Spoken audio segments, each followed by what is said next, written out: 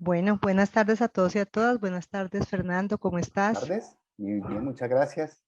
Buenas tardes de nuevo. Les damos la bienvenida desde la maestría en atención integral a la primera infancia y la especialización en desarrollo infantil y educación inicial. Hoy a esta conferencia que nos va a dictar el profesor Fernando Moreno.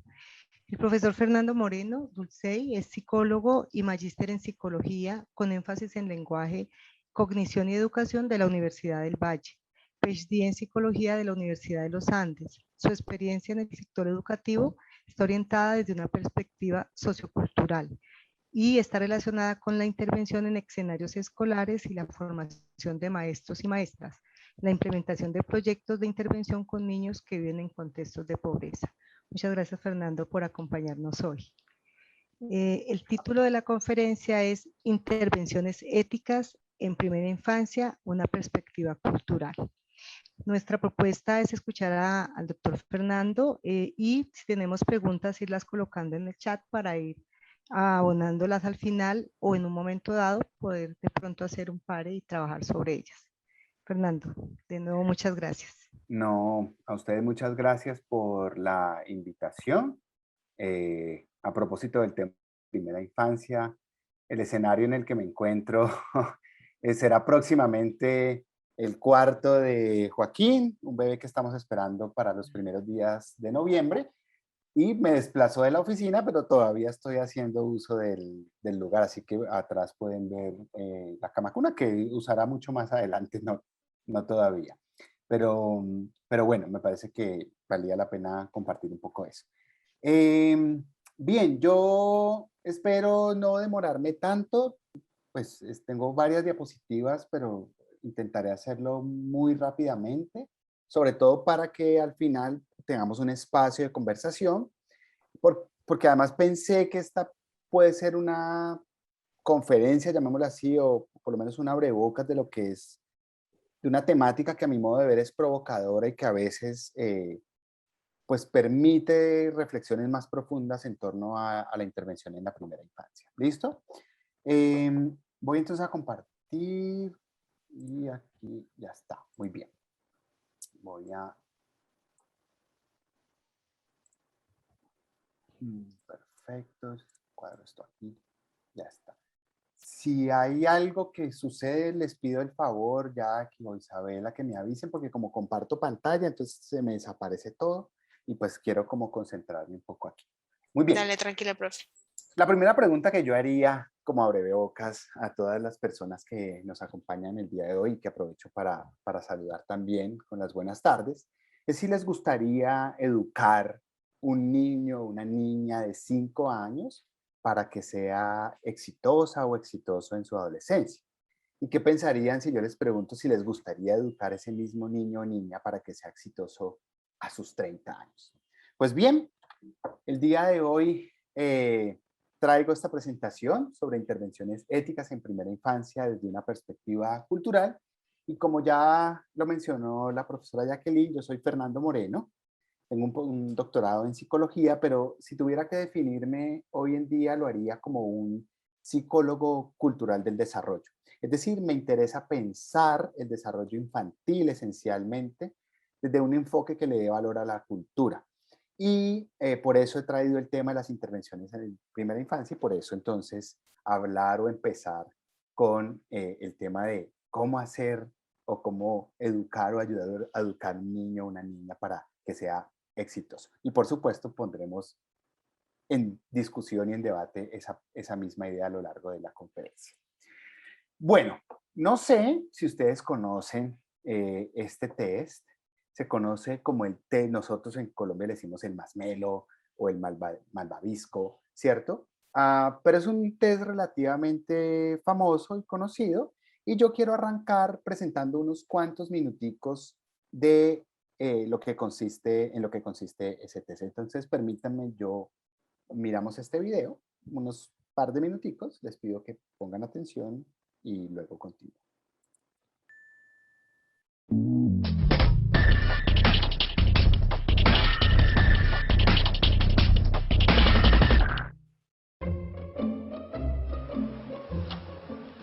Okay, so that chair. All right, here's the deal. Marshmallow, for you. You can either wait, and I'll give you another one if you wait, or you can eat it now. When I come back, I'll give you another one, so then you'll have two. But stay in here and stay in the chair till I come back, okay? All right.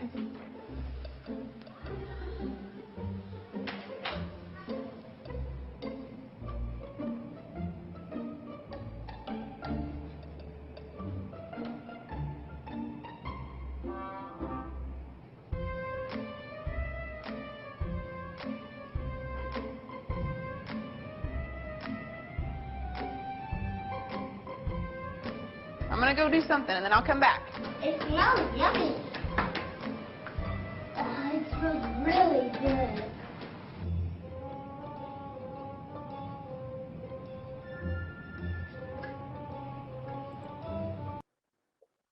Voy a dejarlo hasta allí, aunque las reacciones de los niños a veces son un poco graciosas. Bien, este test, como ustedes lo pudieron apreciar, pues varias versiones, pues digamos que esta versión consiste en indicarle a los niños que se les entrega un masmelo en ese momento, pero que si son capaces de esperar a que el experimentador o un adulto regrese, podría conseguir muchos más, podría conseguir el doble, podría conseguir otro.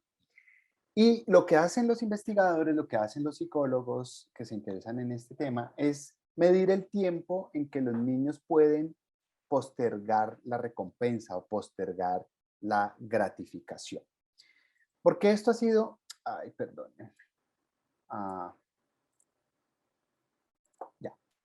porque esto ha sido un tema importante o relevante. Muy bien, este test ha sido famoso, o lo ha hecho famoso el profesor Walter Mischel de la Universidad de Columbia en los Estados Unidos, y él trabajó con niños más o menos hacia finales de los años 60 y principios de los años 70. Pero hizo este test, lo hizo muy famoso, y lo que empezó a identificar es si postergar la gratificación se asociaba, por ejemplo, en este caso, con unas mejores competencias en la autorregulación o unas mejores competencias cognitivas durante la adolescencia. Bien, ¿cuándo empezaron este estudio? Como es un estudio del desarrollo, es un estudio longitudinal que toma muchos años en el tiempo. Hicieron un primer seguimiento de niños y niñas en los años entre 1968 y 1974. En ese momento ellos trabajaron este test con aproximadamente unos 653 niños.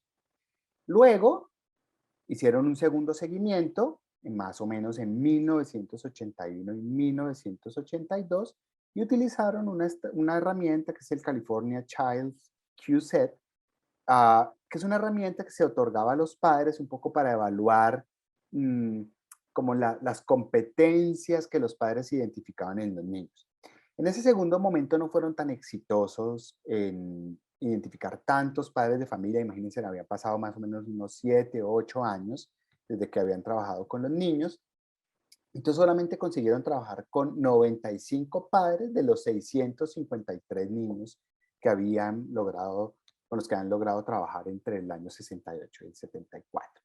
Sin embargo, hicieron un tercer seguimiento en 1984, utilizando otro cuestionario, utilizando el mismo que habían utilizado el California Child, y aquí utilizaron uno como un cuestionario de afrontamiento en la adolescencia, pero le pidieron algo adicional a los padres. Estos instrumentos se les enviaban a los padres de familia a las casas, a las direcciones. Imagínense, pues en el año 84 todavía se usaba el correo para este tipo de cosas, y los padres devolvían la información o los test resueltos. Pero les preguntaron por los puntajes SAT, los puntajes o SAT, que básicamente son los puntajes, las pruebas ICFES que se hacen en los Estados Unidos.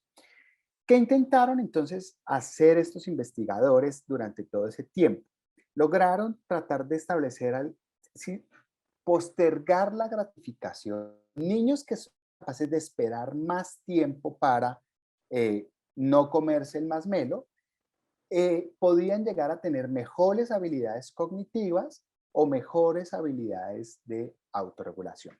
Y esto se volvió muy famoso, sobre todo en este estudio que se publicó en el año de 1990, como ustedes lo pueden ver aquí, porque resulta que en promedio los niños que mejor o que más tiempo esperaron o pospusieron la gratificación tuvieron mejores habilidades cognitivas, mejores competencias de autorregulación y mejores mejores puntajes en las pruebas SAT o en lo que nosotros llamamos pruebas del ICFES. Ese estudio del año 1990 reportó finalmente el trabajo con 185 niños. Entonces, si uno posterga la recompensa, en promedio puede ser más exitoso desde el punto de vista cognitivo y de autorregulación emocional. Pero no solo se ha hecho este estudio, hay muchos más. El siguiente que quiero mencionar muy rápidamente ya fue publicado en el año 2013. Entonces, postergar la gratificación no solamente se asocia, o no solamente ellos se encuentran, por aquí está también el profesor Walter Mitchell, ¿sí? No solamente se asocia con que los niños tengan mejores habilidades cognitivas o mejores habilidades de autorregulación, sino que también tienen menor masa corporal. El primer seguimiento en este estudio lo hicieron con los mismos niños de 1968, ¿de acuerdo? Esos mismos niños desde el principio los siguieron rastreando y los volvieron a rastrear en el 2002 y 2003. Y luego, para tratar de completar más información, un segundo seguimiento en el 2004. ¿Qué se le pide a las personas? Pues ya estos eran adultos, ya los niños del 73 o 74 ya eran adultos en este momento. Les pidieron su talla y peso y con eso pues establecieron su masa o su índice de masa corporal. ¿Qué se encuentra? Más o menos la misma asociación, que consiste en aquellos que pueden o que lograron esperar más tiempo para posponer la recompensa, suelen tener un menor índice de masa corporal y eso se asocia con mejor pues, bienestar físico, etcétera. Ustedes conocen pues, que el sobrepeso tiene pues, consecuencias graves sobre la salud de las personas. Dicho en otros términos, en la adolescencia los niños parecían exitosos y siendo adultos a los 30 años, pues parece que tenían mejores hábitos saludables. Bien, ¿qué quiero entonces empezar a mostrarles ahora? ¿De dónde provenían los niños? Los de todo el estudio que ellos estaban haciendo su seguimiento. Los niños participantes provenían o estaban inscritos en la Bean Nursery School en la Universidad de Stanford. Básicamente es un pequeño jardín infantil que yo he tomado una foto de la página de internet el día de hoy o ayer tomé esta foto, está en su página, ahí aparece el jardín infantil, las instalaciones, una foto inicial de las instalaciones. Ustedes las pueden ver ahí, pueden consultar la página web si lo desean. Entonces, esos niños, claro, como los estudios se hacían, digamos, por grandes universidades en los Estados Unidos, los niños participantes estudiaban en ese preescolar. Muy bien. ¿Cuál es digamos, para quienes no están muy familiarizados con Stanford, pues yo traje estas grafiquitas para mostrarles lo siguiente. Este es el mapa de los Estados Unidos.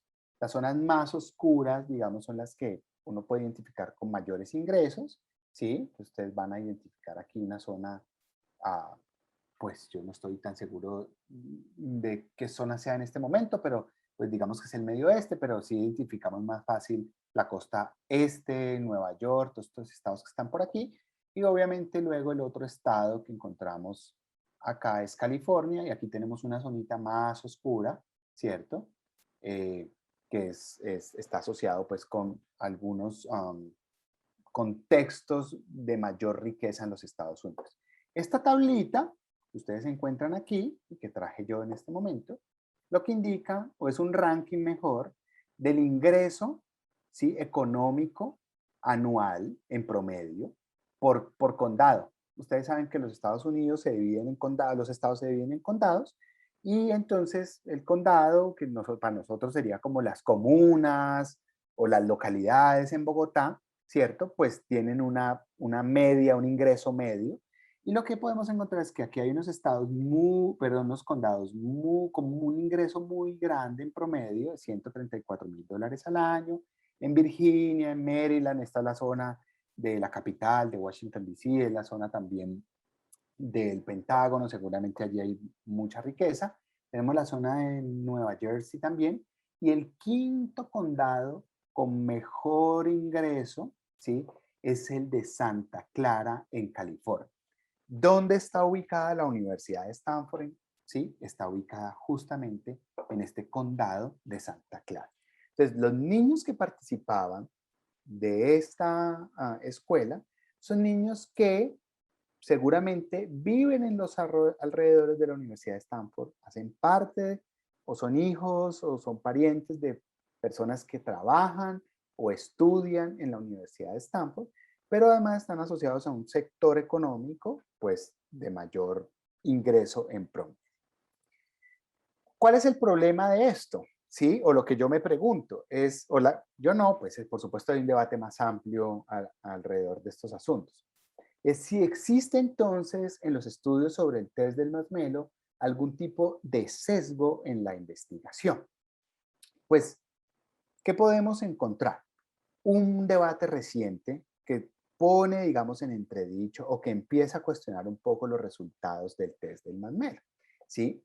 Y este es un artículo de junio del 2018, esta es una página web de Atlantic, saca, digamos, informes no científicos, pero hace, digamos, más bien periodismo.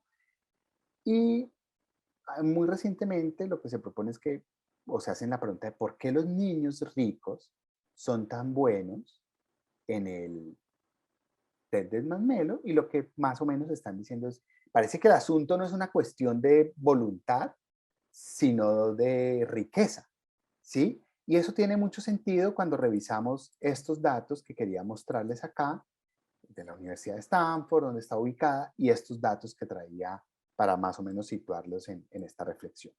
Pues bien, ¿cómo se produce este debate después de casi 40, bueno, poco más de 40 años de los estudios originales sobre el test? Resulta que también en el año 2018, ¿sí?, se publicó un artículo que, palabras más, palabras menos, lo que hace es hacer una revisión, ¿sí? Revisitar el test del Marshmallow y hacerse algunas preguntas conceptuales, pero también basadas en evidencia, sobre si se podría o no se podrían sostener algunos de los resultados que inicialmente nos habían presentado.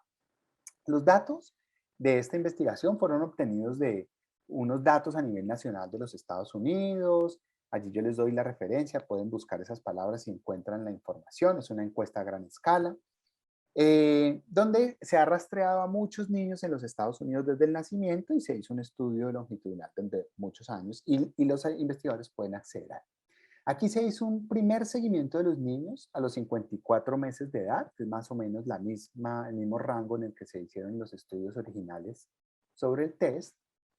Luego se hizo un segundo seguimiento en primer grado, cuando los niños pasaban a primer grado, y luego un tercer seguimiento cuando los niños tenían 15 años. Se usaron también medidas o herramientas para evaluar las capacidades cognitivas, las capacidades de autorregulación, y en total se obtuvieron datos de 918 niños y niñas.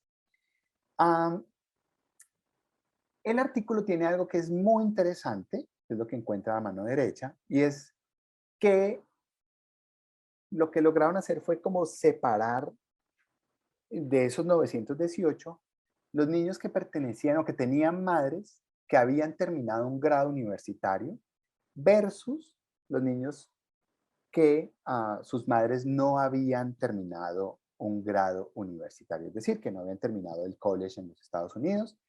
En nuestros términos, más o menos, no fueron a la universidad ni obtuvieron un título en la universidad.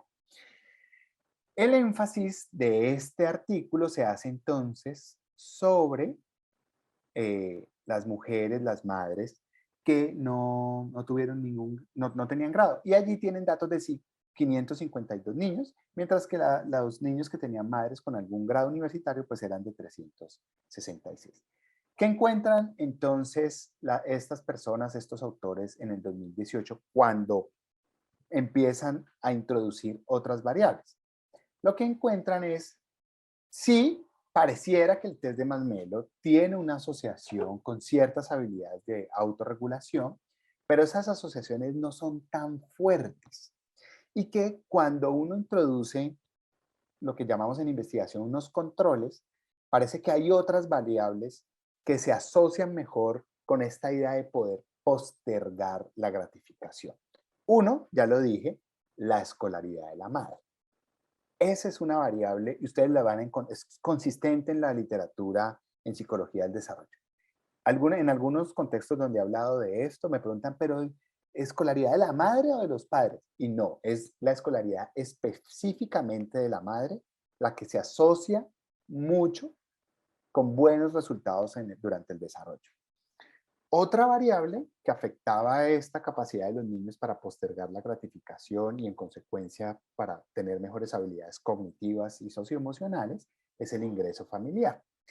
Y otra variable que ellos tuvieron en cuenta en este estudio fue el ambiente familiar, que se puede medir de muchas maneras. Por ejemplo, las instalaciones físicas, si los niños tienen un cuarto independiente o no, o el número de libros que hay en la casa. Entonces, ese ambiente familiar donde los niños se desarrollan también se asocia muy bien con estas capacidades cognitivas. Entonces, la gran, digamos, pregunta que subyace aquí, detrás de estos nuevos estudios, es que tal vez es bueno empezar a pensar en otras características de las familias o donde viven los niños que pueden darnos o ilustrarnos mejor sobre su desarrollo. Y no solamente esa postergación de la recompensa. ¿Listo? Y lo otro que se empieza a discutir también desde el punto de vista conceptual, aquí no estoy introduciendo datos ni evidencia, es que los niños y las niñas que viven en condiciones de pobreza viven al día. No sé, ahorita lo podemos conversar con las personas que nos están acompañando, si tienen experiencia con población que vive en contextos de pobreza, pero vivir al día es, pensándolo en términos del Masmelo, es, pues a mí esta señora me dijo, tiene uno y si me espera le doy otro, pues yo mejor me voy con lo que tengo fijo. Mejor pájaro en mano que 100 volando. Yo resuelvo la alimentación de hoy y mañana es otro día y veremos cómo la resolvemos. Entonces, esto hace que probablemente, sí, se sugiere, y es un tema, digamos, donde hay mucha discusión, que el tema de la pobreza tiene mucho que ver con no postergar la gratificación, no con que eso tenga que ver con o no habilidades inherentes, digamos, a los niños, porque la pobreza, digamos, no es algo inherente a la persona, es una cuestión del contexto social y cultural. ¿Por qué estoy entonces presentando, digamos, todos esos antecedentes? ¿O qué es entonces lo ético o lo que yo pienso que sobre lo que podríamos conversar un poco sobre qué es lo ético en las intervenciones en primera infancia?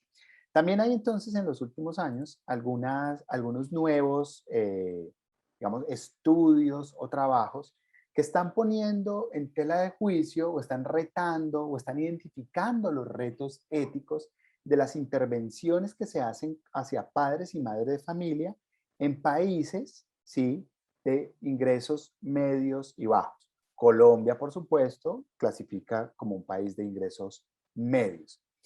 Aquí lo digo muy rápidamente porque el tiempo se nos va volando. Pues pensemos en los programas que las agencias internacionales, especialmente UNICEF o la ONU en general, promueven en varias partes del territorio mundial, ¿de acuerdo? Lo que se está cuestionando es un poco cuál es el sentido ético de esas intervenciones y con base en qué conocimiento de qué niños y de qué poblaciones estamos haciendo esas intervenciones. Aquí les dejo esto también. Estos son autores que están trabajando muy fuertemente en el tema que ustedes pueden buscar pues, por su propia cuenta. ¿Qué pasa aquí? Deberíamos podernos poner de acuerdo en algunos principios éticos sobre la que deberían tener todas las intervenciones que hagamos con padres o con familias en cualquier país, ¿cierto?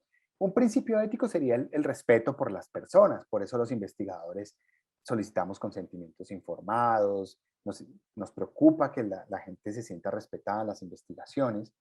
El otro principio es el de generar bienestar. Cualquier proceso de intervención debería estar orientado a generar algún tipo de bienestar para la población beneficiaria.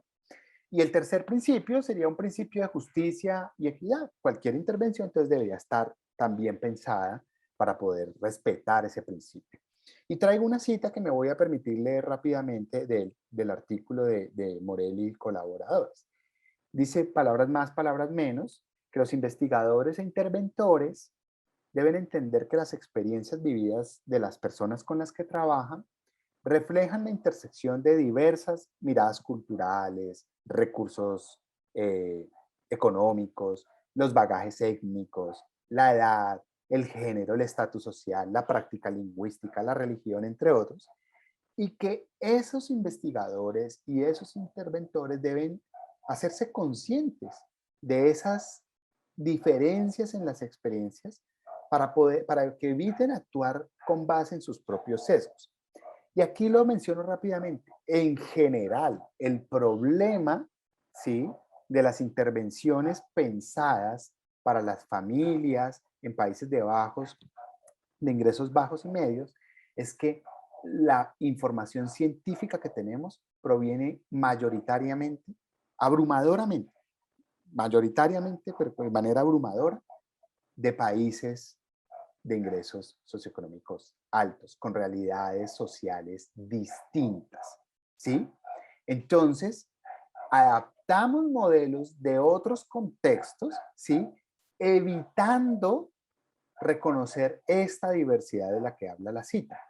Y el punto esencial allí entonces es que quizá no estamos respetando a las personas en las comunidades donde estamos trabajando en países de bajos y de ingresos medios y bajos.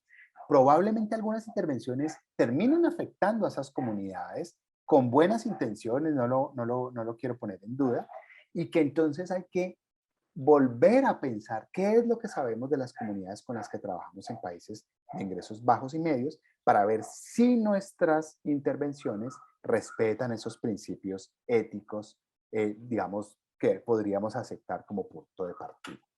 Bien, les voy a mostrar un ejemplo corto, este no con video porque se nos acaba mucho el tiempo. Esta es una investigación del año 2012. Ahorita si quieren volvemos a lo de las diapositivas, pero pueden ver las diferencias entre las miradas de llamémosle la madre que tiene a su bebé en esta colchoneta que le está sobando la barriga, que se están mirando mutuamente.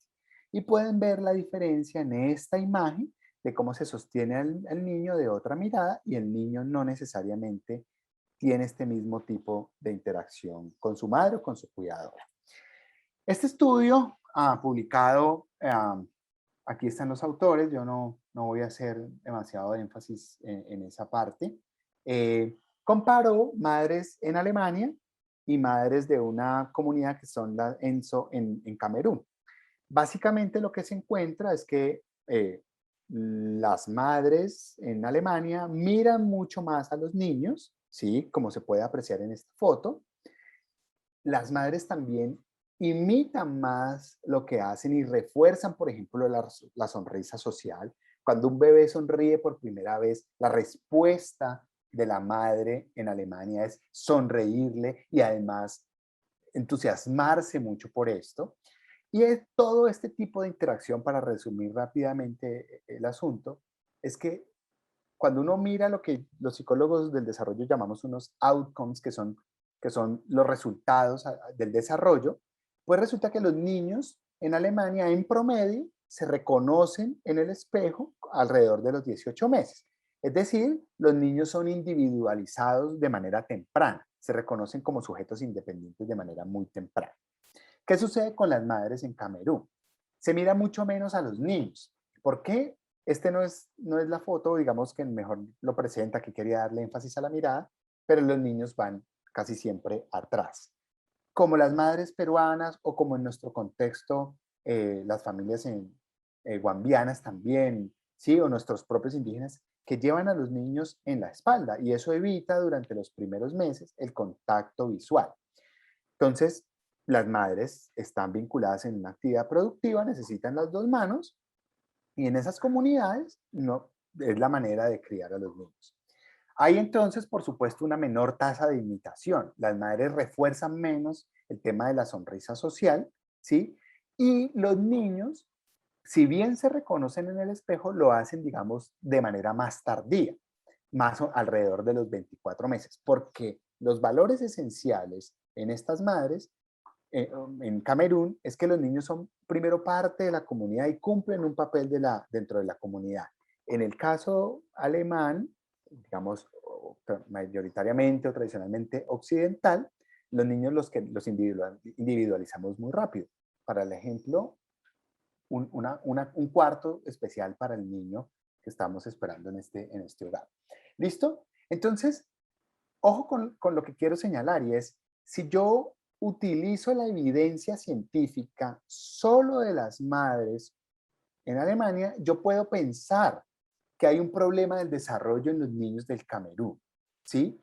Pero en realidad hay otra trayectoria del desarrollo y probablemente no estamos siendo respetuosos de estas comunidades ni de los niños. Probablemente nuestras intervenciones pueden introducir elementos que generan poco bienestar y hoy en día los financiadores en los Estados Unidos, y lo sé porque estoy trabajando con la autora principal de uno de los artículos que le mencioné, la profesora Gilda Morelli, están interesados en que profundicemos en el conocimiento de las comunidades que son diversas, ¿sí? Ya la Fundación Lego, por ejemplo, tiene ese interés. Spencer están empezando en ese interés. ¿Por qué? Porque estos discursos y estas preguntas sobre la intervención ética han empezado a calar profundamente en los financiadores y yo creo que ese es un buen mensaje o es un mensaje que quisiera transmitir aquí para que nosotros pongamos en entredicho un poco nuestro propio saber. No hay nada de malo en poner en entredicho lo que sabemos. De hecho, puede ser bastante útil para nosotros. Entonces, ¿qué quiero concluir con esta presentación y mostrándoles estos estudios de manera pues tan rápida y para que pasemos más vale a una conversación? Uno, hay que tener cuidado con las intervenciones que pensamos en primera infancia. ¿Por qué? Cuando asumimos modelos de desarrollo que provienen de evidencia científica de países que tienen unas características distintas a las nuestras, podemos llegar a presumir carencia de habilidades o competencias o carencia de valores en los niños y niñas que viven en circunstancias de las que conocemos poco, ¿sí? Conocemos poco de los niños que viven en contextos de pobreza, conocemos sus problemas, por supuesto, y lo dramático, pero no hemos estudiado el desarrollo de ellos directamente. Conocemos poco sobre el desarrollo psicológico o el desarrollo infantil en general en grupos étnicos, etcétera. Ni qué decir de población indígena y afro, que seguramente necesitamos más investigaciones allí. Las intervenciones entonces que presumen esas carencias tienen un gran problema y es que perpetúan una perspectiva del déficit. Es decir, vemos a los niños de esas comunidades o en esos contextos como deficitarios. Como la intervención tiene que llegar a corregir algo. Tendríamos que llegar a corregir que los niños no se reconozcan a sí mismos a los 24 meses y no a los 18, ¿sí? Porque es que es un problema que no se reconozcan a los 18, pero resulta que es que no tenemos la información para saber en qué momento es que ellos lo logran y a través de qué trayectorias, para el ejemplo que puse, ¿sí? Entonces, hay que tener cuidado con eso, porque entonces hay que preguntarse qué es lo respetuoso realmente, qué es lo que beneficia a estas poblaciones, qué es lo justo y lo equitativo para los niños y las niñas de comunidades que no hemos conocido en profundidad y que no estudiamos, que queremos intervenir porque sabemos lo dramática de las formas de vida que pueden atravesar y de las experiencias que pueden atravesar estos niños y niñas, pero necesitamos también un esfuerzo en empezar a estudiar con mayor profundidad qué es lo que sucede con estos niños y niñas para no intervenir con modelos más sesgados. Ahora bien, yo soy un científico, me considero un científico del desarrollo Y por supuesto lo que voy a decir es, necesitamos más evidencia científica, no es que necesitemos menos, necesitamos es más, pero necesitamos diversificarla, más investigación, necesitamos estudiar a los niños y las niñas y sus perspectivas del desarrollo y sus habilidades propias de los contextos en los que viven y de los contextos cercanos a nuestros. Y esto, por supuesto, no vamos a ser ingenuos, no está exento de ningún tipo de tensión política y legal. ¿Sí? Claramente que sí hay tensiones políticas. Hay una convención internacional de los derechos del niño. ¿Sí? Los estados firman esas convenciones. Los organismos internacionales hacen seguimientos. Tenemos leyes que protegen a nuestros niños y necesitamos de esas leyes. Pero necesitamos al mismo tiempo volver a seguir pensando y a nutrir nuestras reflexiones sobre las intervenciones que estamos haciendo para que no, con una buena intención no estemos llevando intervenciones que probablemente no sean éticas desde lo respetuoso, desde lo beneficioso y desde lo justo y lo equitativo en comunidades que hemos estudiado poco. Bien, ese es, digamos, un poco el propósito de la presentación. Pensé que me iba a echar mucho menos tiempo, pero creo, Jacqueline, si estás de acuerdo, que podríamos comenzar como con una conversación o con, no sé, o si tenemos ya preguntas. Veo en el chat que parece que... Podríamos abrir a preguntas, efectivamente. Si alguien quiere levantar la mano. Pues hemos invitado a que nos dejen en el chat preguntas.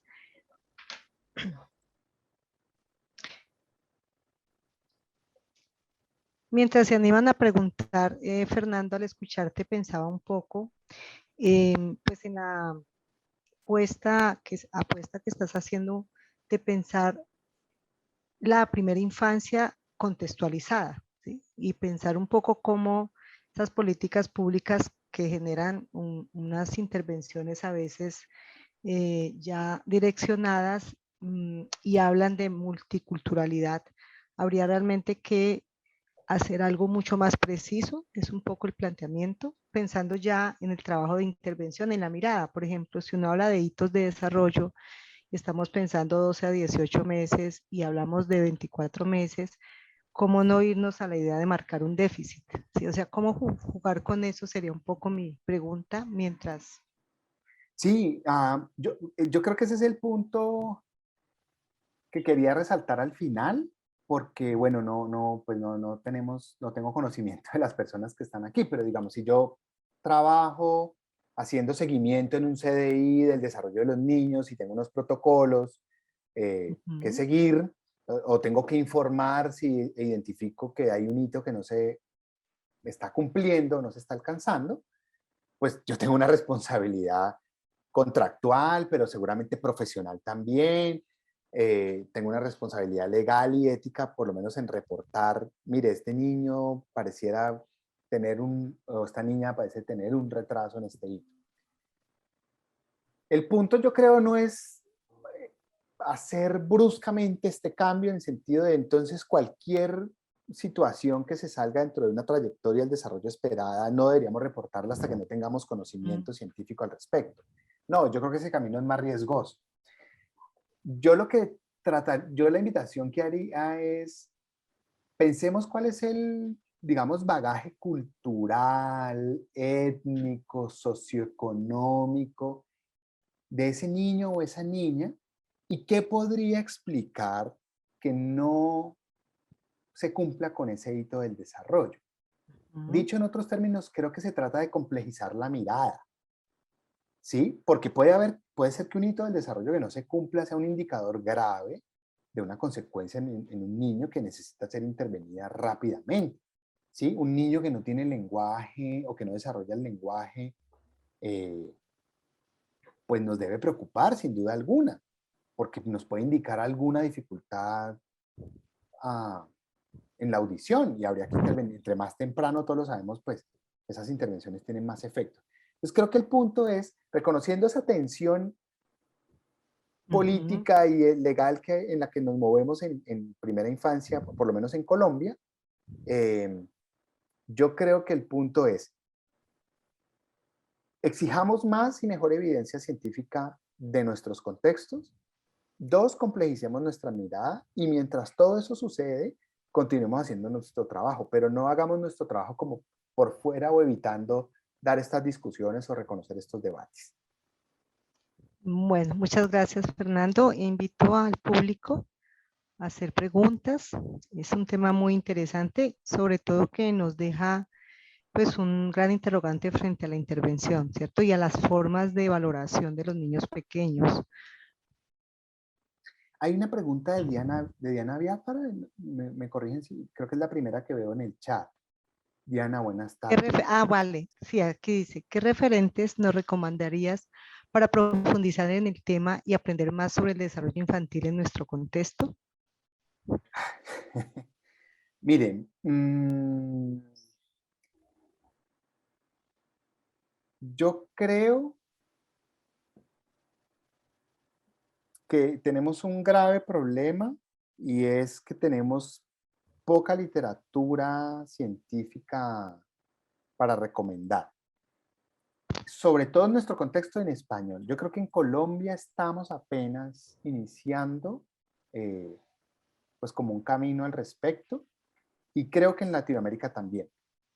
El próximo martes, yo trabajo con un grupo de colegas de los Estados Unidos y en Argentina hay un evento sobre un trabajo que han hecho antropólogos de cómo la evidencia antropológica en poblaciones indígenas en Argentina reta o supone unos retos para la ciencia del desarrollo.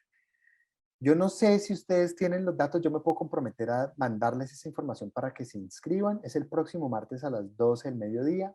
Allí hay una conferencia valiosa, interesante.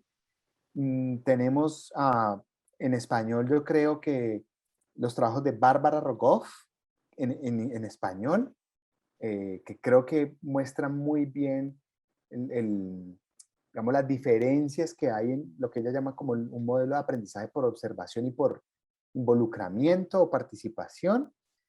Algunos de esos trabajos están traducidos, no los más recientes, lastimosamente.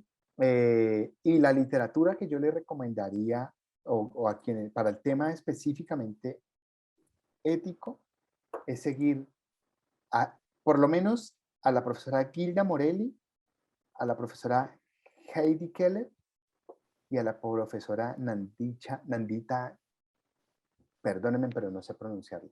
A las 3 las he escuchado en conferencias y creo que son excelentes científicas, presentan evidencia de muchos países y hacer seguimiento de ellas que están liderando estas discusiones con organismos internacionales valdría la pena. Nosotros estamos trabajando aquí, estamos empezando una colaboración con la profesora Gilda Morelli, quien tiene unos recursos, les decía, de la Fundación Lego y Spencer, quienes están interesados en conocer un poco más sobre esto de la modalidad propia en nuestro país, la modalidad propia e intercultural del ICBF. Es lo que le puedo responder, Diana. Bueno, Diana nos agradece. No sé si hay alguna otra pregunta de alguno de los otros participantes. Les voy a recomendar un video, se los voy a copiar aquí, ese está en español, que es el que habla de la sonrisa, es que es más amplio, ¿no? Yo por supuesto resumí muchas cosas de los trabajos, ahí les acabo de copiar un video. Este es el video completo de una nota en este canal de DW sobre cómo nos influye la cultura desde que nacemos y allí encuentran en español la explicación detallada de los autores sobre las diferencias que encuentran en el desarrollo de la sonrisa social en las comunidades de Camerún y las alemanas y hacen reflexiones más amplias obviamente sobre el desarrollo, las implicaciones que esto puede tener en el desarrollo. Es otro buen recurso. Los autores también, toda esa literatura, pues lastimosamente no está en español. Y espero en un futuro cercano que el referente pueda ser yo. Bueno, Adri Yepes nos hace un comentario y una pregunta. Dice, a mí me inquieta la mirada de los adultos maestros frente a la educación en primera infancia. Aún persiste esa mirada de soslayo que nos asume como cuidadores. Y luego dice, maestros de adultos, adultos de otros campos profesionales. ¿Cómo llegar a ellos? Generar un cambio en esa perspectiva. Entiendo un poco, Adrián, si me corriges, que la mirada sobre el maestro de primera infancia es una mirada de soslayo, como siendo un poco de menos, como solo cuidadores y no como los maestros de otros niveles. ¿Es un poco lo que preguntas, Adri? Sí, esa es mi Vale, inquietud. listo. Sí, como un poco de Es como que, no sí, darle un porque valor. sí, escuchando a Fernando, Ujú. Adelante, Adriana. O Adri, perdón. gracias, gracias. Esa ya tenía lo dejé, qué pena. Tranquila. Escuchando a Fernando, y pues es muy interesante sobre esa respetuosa y de verdad frente al contexto cultural en el que los niños están. Sin embargo, yo percibo eso aún y la institución donde yo laboro, primera infancia, y es esa que incluso dentro de la misma institución en bachillerato, y uno lo ve con los adultos, es que cree que está ahí, cuídenlo, pero no tienen no hay esa mirada de esos procesos que ese niño tiene o trae, o que la misma cultura le da las posibilidades o no de, pues de desarrollo, digámoslo así. Entonces, eh, no quiere decir que sea el 100%, pero aún hay eso. Y es listo, los profesores de preescolar es que van a jugar, ellos van a jugar, pero es que no es eso. Entonces, yo sé que eso es no sé si es un tema relevante o simplemente es una perspectiva muy personal, pero yo lo percibo de esa manera. Yo, gracias, Adri.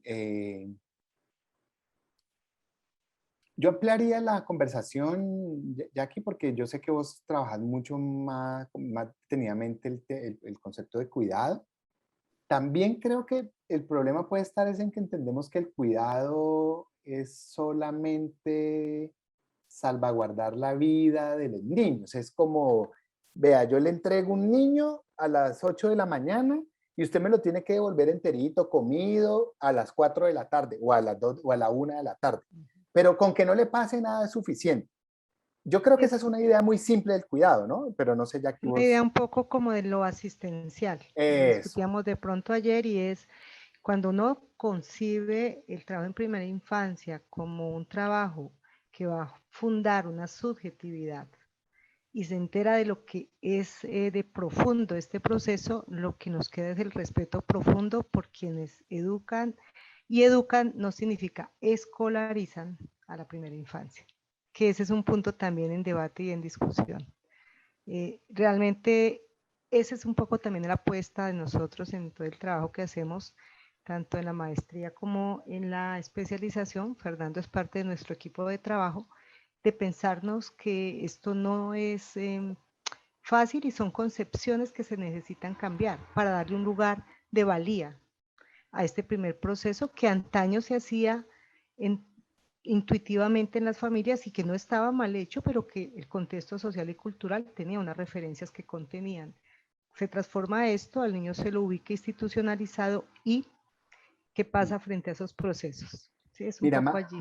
Marta Jiménez dice que su mayor preocupación es la mirada académica que se le da a los niños de la primera infancia. Marta, qué pena, si puede abrir el micrófono y ampliarnos ese comentario, que yo creo que es muy valioso lo que usted está señalando. Muy buenas y bendecida tarde para todos, compañeros y colegas. Bueno, la verdad es que sí, yo soy maestra, digo sí, todavía de primera infancia porque tengo a mi cargo niños de primer grado de 5 añitos y son niños inmaduros para estar en el grado. Entonces, ¿qué pasó? Que en transición las profesoras empezaron a dedicarse, fue a enseñar las vocales, a enseñar el alfabeto, que el niño aprendiera con la M, con la P, con la S, pero la parte motriz se olvidó, el niño no sabe diferenciar derecha e izquierda, no sabe qué es hacia adelante, hacia atrás, no sabe a veces qué significa hasta saltar, porque también tenemos en cuenta que esta virtualidad no nos ha acompañado en especial para estos muchachos. Entonces, el trabajo que hacemos, mira que por ejemplo ahorita tú nos estás explicando algo interesante y llega mi conexión de internet, empieza a molestar. Entonces, esos aprendizajes que queremos abordar y darle a nuestros estudiantes no llegan de manera eficiente, porque esto no nos está permitiendo. Y ahora que regresamos a la parte presencial, me estoy dando cuenta lo que decía ahorita la compañera, que hasta los mismos padres nos ven como que nosotros somos los que cuidamos a esos niños y trabajamos por burbuja y entonces sabemos que el aforo no nos permite más de 16 estudiantes dentro del aula, pero la mamá tuvo que salir a la cita médica, pero no tuvo que dejar hasta las 5 de la tarde, donde la niña la primera burbuja terminó a las 2:45. Entonces, o sea, son tantas cosas, pero me preocupa mucho lo académico que se le está dando a los niños de primera infancia. No sé por qué estamos fallando en esto cuando vemos que los niños cuando entran al 5.º grado ya no quieren seguir estudiando, porque están cansados, porque tienen una edad que no está acorde a la madurez para un niño que está en 5.º grado. Y esto lo vemos reflejado desde los grados transición y primer grado. Académico entendido como escolar, me parece muy interesante lo que está planteando, porque esa primera infancia se juega a través de la corporalidad, la construcción del cuerpo, el manejo necesario, lo que usted llama psicomotriz, es todo este trabajo que se tiene que dar y que no se puede ahorrar porque tiene efectos cognitivos, efectos sociales, efectos emocionales. Entonces, desde ese lugar es que entiendo la perspectiva de no escolarizar la primera infancia. Janina, ¿quieres participar? Vale. Sí, buenas tardes. Hola, ¿cómo estás? Un gusto estar comunicados con ustedes, con todos los compañeros. Yo soy docente de artes visuales, de plástica, dibujo.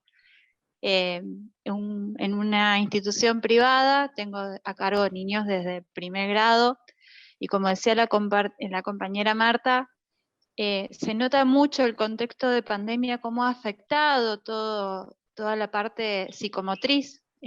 Me pasa a diario que el año pasado los niños que están en primer grado no tuvieron sala de 5, fue virtual. Y la parte motriz, no saber agarrar el lápiz, no saber cortar. Nosotros planificamos en el nivel primario, en nuestra institución, a través de proyectos, y bueno, mi proyecto es básicamente, bueno, cómo poder ayudarlos desde primero a tercer grado, que es lo que más se ve en la parte motriz. Entonces, bueno, el hilvanado, el cortar, el poder doblar, el trabajar origami, son contenidos que, bueno, a lo mejor ya deberían venir desde las primeras infancias, desde el jardín, y bueno, se ve que está fallando, no está. Y lo que decía Fernando antes también, que la escuela se ha convertido en un depósito, lamentable, nos pasa a nosotros también aquí en Argentina. Me pasa a diario que se olvidan de buscarlos, el horario de salida del niño es 13:40 y los padres llegan 14:20. Y bueno, los padres nos dan órdenes a los docentes, hay que hacer o no, y se olvidan que son sus hijos y que la base primordial es la familia. Entonces, nosotros podemos darle las herramientas, podemos ayudarlos, podemos contenerlos, porque también hay que contenerlos.